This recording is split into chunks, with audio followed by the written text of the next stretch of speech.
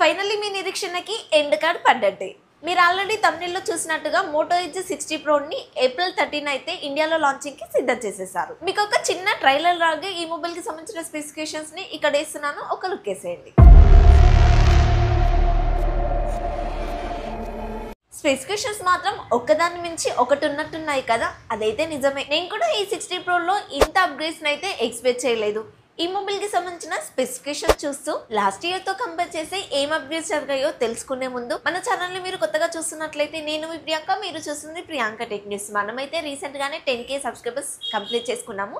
So next మనమైతే 15K family అవ్వాలని అనుకుంటున్నాను. ప్లీజ్ సబ్స్క్రైబ్ చేసి సపోర్ట్ చేశారని మాత్రం భావిస్తున్నాను. ఈసారి మోటో ఎడ్జ్ 60 ప్రోలో కొత్త కలర్స్ అయితే ఇంట్రడ్యూస్ చేశారు. రీసెంట్ టైంలో నన్ను చాలా మంది అడిగిన క్వశ్చన్ మోటో ఎడ్జ్ 60 ప్రో ఎప్పుడు వస్తుందని చెప్పి. వాళ్ళైతే ఎలాంటి ఒపీనియన్ పెట్టుకొని అడిగారో తెలియదు, కానీ వాళ్ళనైతే ఈ మొబైల్ అస్సలు డిసప్పాయింట్ చేయదు.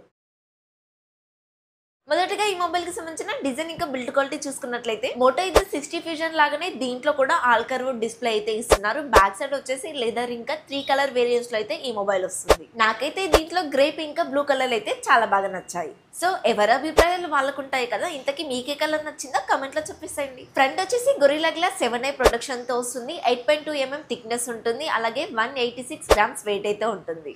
IP68-69 వాటర్ రేటింగ్ ఉంటుంది. అలాగే మిలిటరీ గ్రేడ్ 18H సర్టిఫికేట్ కూడా ఉంది. డ్యూయల్ స్పీకర్స్ ఉంటాయి. డాల్బీ అట్మోస్ సపోర్ట్ చేస్తుంది. In display finger print censor తో వస్తుంది. కెమెరా డిజైన్ వచ్చేసి ఎగ్జాక్ట్లీ మోటో ఎడ్జ్ 60 ఫ్యూజన్ ఉంది కదా, సేమ్ అదే లాగా ఉంది. అండ్ లెఫ్ట్ సైడ్ మనకి కొత్తగా ఒక బటన్ అయితే ఇస్తున్నారు. ఇది షార్ట్ కట్ AI గా పనిచేస్తుందని చెప్తున్నారు. కస్టమైజ్ చేసుకోవచ్చు అని కూడా చెప్తున్నారు, మరి చూడాలి. లాస్ట్ టైం తో చూసుకుంటే ఈ ఫిజికల్ బటన్ ఒకటి ఎక్కువ అవుతుంది. అండ్ ఆల్ కర్వ్ డిస్ప్లేకి అయితే చేంజ్ చేసేసారు. 6.7 inches POLED all curve display అయితే వాడారు. 120Hz రిఫ్రెష్ రేట్ అయితే సపోర్ట్ చేస్తుంది. 1.5K రిజల్యూషన్ తో వస్తుంది. 4000 స్పీడ్ బ్రైట్నెస్ కలిగి ఉంటుంది. అండ్ HDR10+ కూడా సపోర్ట్ చేస్తుంది. 1 బిలియన్ కలర్స్ ప్రొడ్యూస్ చేస్తుంది. 444 PPI తో వస్తుంది. PPI అంటే పిక్సెల్ పర్ ఇంచ్ అని అర్థం. మీకు 1 ఇంచ్ లో ఎన్ని ఎక్కువ పిక్సెల్స్ ఉంటే అంత వైబ్రేట్ గా ఉంటుంది. అంతే ఎక్కువ క్వాలిటీగా స్క్రీన్ కూడా ప్రొడ్యూస్ చేస్తుంది. రీసెంట్ గా పవన్ కుమార్ అనే పర్సన్ ఒక కమెంట్ అయితే చేశారు. PWM ఫ్లికరింగ్ ఇష్యూ ఉందా అని చెప్పేసి అడిగారు. అది కూడా 60 ఫ్యూజన్ లో 1900 Hz ఫ్రీక్వెన్సీలో వర్క్ అవుతుంది అని చెప్పాను. డీసెంట్ అని చెప్పాను. ఆయన వచ్చేసి తక్కువలో వర్క్ అవుతే ఏమవుతుంది అని అడిగారు. డీటెయిల్ గా ఎక్స్ప్లెయిన్ చేయమని చెప్పారు. ఇదైతే కమెంట్ లో చెప్పలేము అని చెప్పాను. అందుకోసమే ఈ వీడియోలో చెప్తున్నాను. ప్రతి మొబైల్లో PWM డీమింగ్ ఉంటుంది. తక్కువ ఉంటే ఏం జరుగుతుందో ఈ వీడియోలో చూడండి.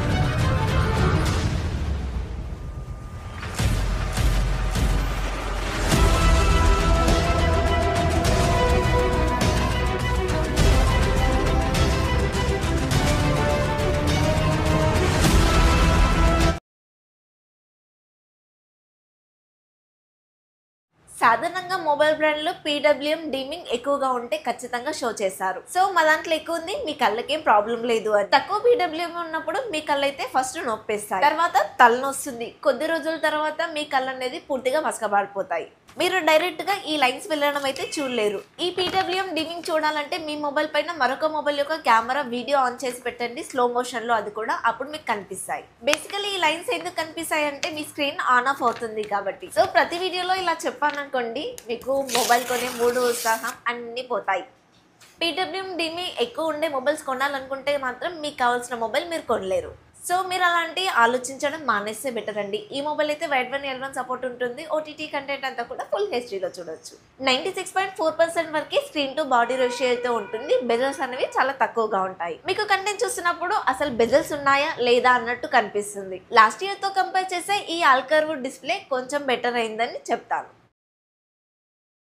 ఈసారి డైమెన్సిటీ 8350 ప్రాసెసర్ అయితే వాడారు. మీలో చాలా మందికి నచ్చదు, కాకపోతే తప్పట్లేదు. Last year Snapdragon 7 Gen 3 processor అయితే వాడారు. ఈసారి 7 Gen 4 వాడాలి లెక్క ప్రకారంగా అయితే. కానీ ఇక్కడ లెక్కలు తప్పాయి. స్నాప్డ్రాగన్ వల్ల 7 Gen 4 ప్రాసెసర్ రాలేదు. స్నాప్డ్రాగన్ ప్రాసెసర్ వల్ల సక్సెసర్ ప్రాసెసర్ రానప్పుడు వాళ్ళు ఏం చేశారు చెప్పండి, ఆల్టర్నేటివ్ కి వెళ్ళిపోవాల్సిందే. వాళ్ళ ప్రాసెసర్ వచ్చేంత వరకు వెయిట్ చేశానంటే మొబైల్ లాంచింగ్ లేట్ అవుతుంది. LPDDR5X RAM technology, UFS 4.0 memory technology అయితే ఇస్తున్నారు. ఇప్పటి నుంచి అడుగుతున్నారు కదా బెటర్ UFS ఎందుకు ఇవ్వరు అని చెప్పేసి ఈసారి ఇచ్చేసారు. పండగ చేసేసుకుందాం. 115 మీద రన్ అవుతుంది. 3+4 years అప్డేట్స్ అయితే ఇస్తారు. బేస్ వేరియంట్ 8GB 256GB తో అయితే స్టార్ట్ అవుతుంది. అండ్ అండ్ ఏ ఫీచర్స్ కూడా కావాల్సినన్ని ఉంటాయి. అండ్ కొత్తగా ఒక బటన్ కూడా యాడ్ చేశారు కదా, పర్సనల్ అసిస్టెంట్ కూడా వర్క్ అవుతుంది. క్లీన్ ఆండ్రాయిడ్ ఎక్స్పీరియన్స్ ఉంటుంది, వీలైతే అది చేంజ్ చేయరు. సో ప్రాసెసర్ డిపార్ట్మెంట్ లో మాత్రం చాలా వరకు చేంజెస్ అయ్యాయి.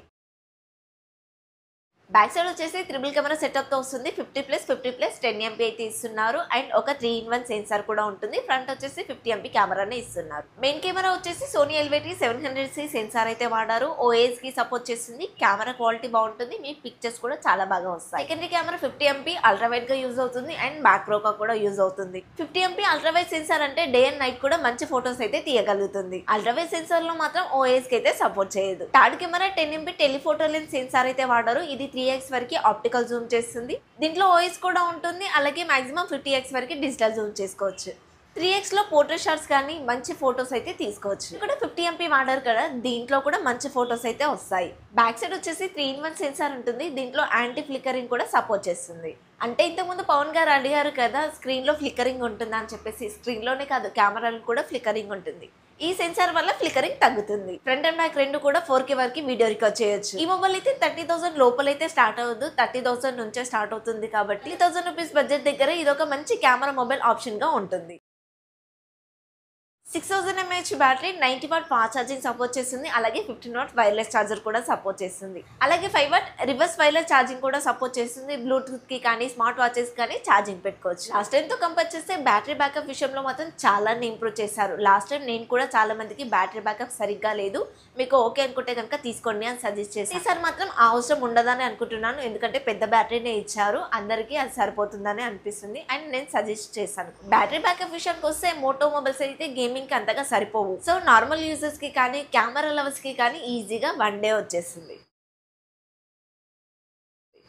ఇవన్నీ ఈ మొబైల్ కి సంబంధించిన కంప్లీట్ స్పెసిఫికేషన్స్. ఇప్పుడు ఈ మొబైల్ కి ఎంత ప్రైస్ పెడతారంటే 30,999 కి అయితే పెడతారు. మీకు కార్డ్ ఆఫర్స్ తోటి, అది కూడా ఫస్ట్ సేల్ లో 28,000 కల్లా వస్తుండొచ్చు. అది కూడా బేస్ వేరియంట్ మాత్రమే. మీకు దీంట్లో డైమెన్సిటీ ప్రాసెసర్ వాడారు కాబట్టి 30,000 లోపల వచ్చే ఛాన్సెస్ ఉన్నాయి. కానీ LPDDR5X RAM technology, UFS 4.0 memory technology ఇచ్చి బ్యాలెన్స్ చేసేసారు. లాస్ట్ టైం UFS 3.1 3.2 వచ్చేది. Realme P3 Ultra కూడా సేమ్ ప్రాసెసర్ తోటి 25,000 అయితే అమ్ముతుంది. దాంతో కంపేర్ చేసుకుంటే ఇక్కడ కెమెరాస్ బెటర్ గా ఉన్నాయి అండ్ డిస్ప్లే కూడా బెటర్ గా ఉంది. ఇక్కడ బ్లోట్వేర్ ఉండదు, క్లీన్ గా ఉంటుంది. ఈ మొబైల్ అయితే గేమర్స్ కి తప్ప మిగతా అందరికి కూడా సెట్ అవుతుంది. ఈ మొబైల్ యొక్క స్పెసిఫికేషన్స్ మీకు ఎలా అనిపించాయి? ఈ స్పెసిఫికేషన్ చూసిన తర్వాత ఈ మొబైల్ ప్రైస్ ఎంత పెడితే బాగుంటుందో మీరే కమెంట్ లో చెప్పండి. అలాగే మీ ఎక్స్పెక్టేషన్స్ కి ఈ మొబైల్ యొక్క స్పెసిఫికేషన్స్ రీచ్ అయ్యాయో లేదో చెప్తే కూడా నేను తెలుసుకుంటాను. ఈ వీడియోలో ఈ మొబైల్ కి సంబంధించిన పూర్తి స్పెసిఫికేషన్ కవర్ చేశానని అనుకుంటున్నాను. ఈ వీడియో కనుక మీకు నచ్చినట్లయితే ప్లీజ్ లైక్ చేయండి, మన ఛానల్ ని సబ్స్క్రైబ్ చేసుకోండి. మనమైతే 10K సబ్స్క్రైబర్స్ రీసెంట్ గానే కంప్లీట్ చేసాం. చాలా మంది సబ్స్క్రైబ్ చేసుకుంటున్నారు, అలాగే సబ్స్క్రైబ్ చేసుకుని సపోర్ట్ చేశారని మాత్రం కోరుకుంటున్నాను. నెక్స్ట్ వీడియోలో మళ్ళీ కలుద్దాం. Until then bye by.